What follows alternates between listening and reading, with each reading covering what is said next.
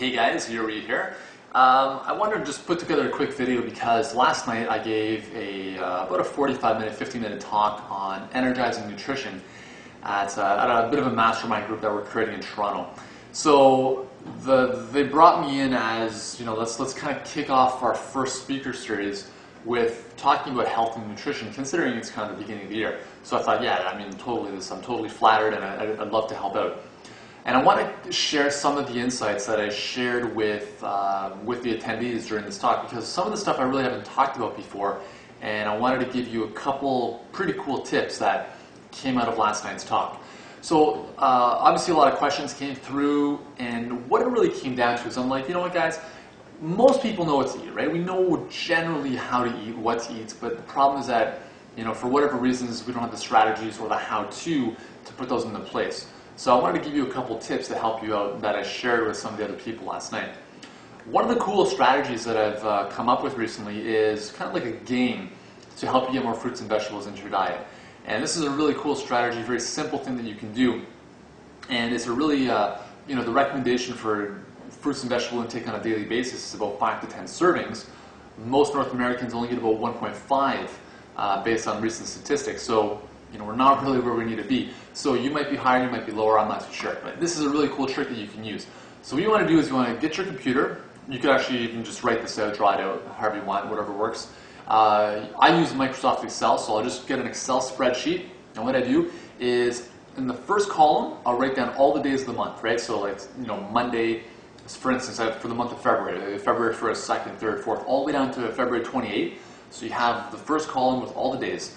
Then across the top, you have numbers 1 in one column, 2 in the next column, 3 in the next column, 4, and so on and so forth, until you get to about 10 or 15 or whatever number you want to reach. And here's the cool thing. So let's say you start on February 1st, right? Your first row is February 1st. Every time you have a fruit or vegetable during that day, you just check off under the number. So if you have, let's say, an apple in the morning, you check off the column that has 1.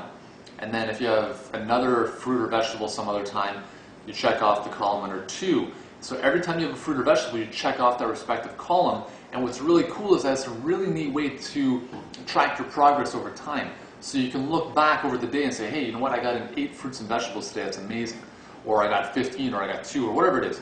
But at the end of the month, even at the end of the week, you get to look back and you're like, wow, you can see all these check marks, and it's really, really cool because it's like, wow, I can actually do this, and I'm actually eating fairly well. So it's kind of like a checklist way of kind of keeping a bit of a food log, although it's not as detailed as keeping a food log. So I really encourage you to, you know, create that in Microsoft Excel, print it off, put it in your fridge, or keep it with you somewhere visible where you can easily access and check it off as you go throughout the day. Very, very simple. Some people ask, well, how do I count? What's a serving count as? Well, it depends. If you have an apple, that's obviously 1 serving. If you have a pomegranate, I would consider that 1. Because when you have smaller fruits, it kind of averages out, right? If you have like 1 tangerine, does that count as 1 serving? Maybe not. Maybe 2 or 3 counts as 1. I'm not even sure. But if you just count each individual time you take in a fruit or vegetable as 1 serving, then it kind of evens out over time to really just kind of give you natural serving sizes. So, you know, it's a very, very simple technique, very simple strategy that you can use. Another kind of way of doing this is if you don't want to, you know, necessarily count on a daily basis how many fruits and vegetables you can eat, you know, using this checklist. A very simple strategy, a very effective strategy, again, it's for a long-term approach to healthy eating, is simply making the commitment to do 1 new thing a week. So creating 1 new habit. So let's say for this week, the next 7 days, you're only going to eat 1 more apple. So everything else stays the same, but you commit to saying, hey, I'm going to add 1 more apple into my diet on a daily basis. That's all I'm going to focus on. You master that over the week, then the next week you move on to something else. So you've kind of created that little habit of adding an apple in every single day. Next week you say, okay, my next habit is I'm going to kind of build upon, I already have my apple habit, so that's going to continue going. Now I'm going to build on that and say, let's see if I can eat 1 orange. So I'm going to add 1 orange into my day every single day for the next 7 days. So now we have the apple, then we have the orange on top, then the next thing it could be, hey, I'm going to make a green juice every single day for 1 week. So you can see how, and again, you make up the habits, you make up whatever it is, but you can see how powerful this can be over 52 weeks in a year. Imagine creating 52 new incredible habits that can actually stay and stick.